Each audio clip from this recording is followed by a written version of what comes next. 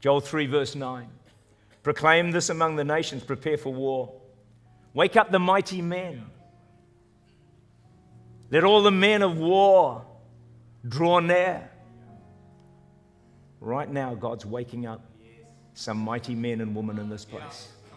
As I say those words, something is touching your spirit. I can feel it. I can feel it. I don't know who those people are, but it's happening right now. Let them come up. Friends, it's time for war. We have a battle on our hands for this nation. Wake up the mighty men and the mighty women. And the good news is this, friends, is this church is full of mighty men and mighty women. The person next to you is no ordinary person.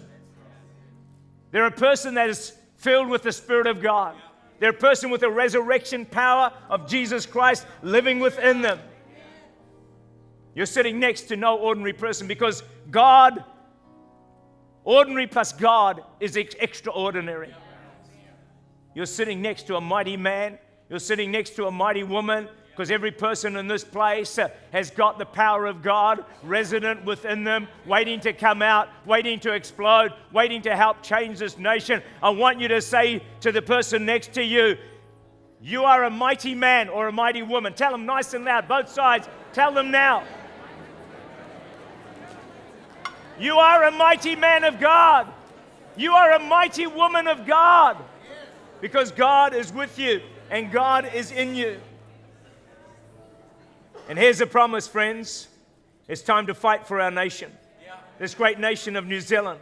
But when you promise, when you fight for God's battles, He begins to fight your battles. When you fight for the kingdom of God, when you fight for this nation, God says, okay, you've done your part. I'm going to fight your battles for you. Some of you can't get a breakthrough in the battle that you've been facing for 5, 10, 20 years. I want to recommend that you start fighting God's battles. You start extending the kingdom of God. You start seeking first His kingdom. You start fighting for New Zealand, and God will begin to fight your battles for you. And when God fights your battles, friends, miracles are going to take place. That problem you've had for decades is going to disappear, because when God is fighting for you, you're going to experience victory after victory after victory.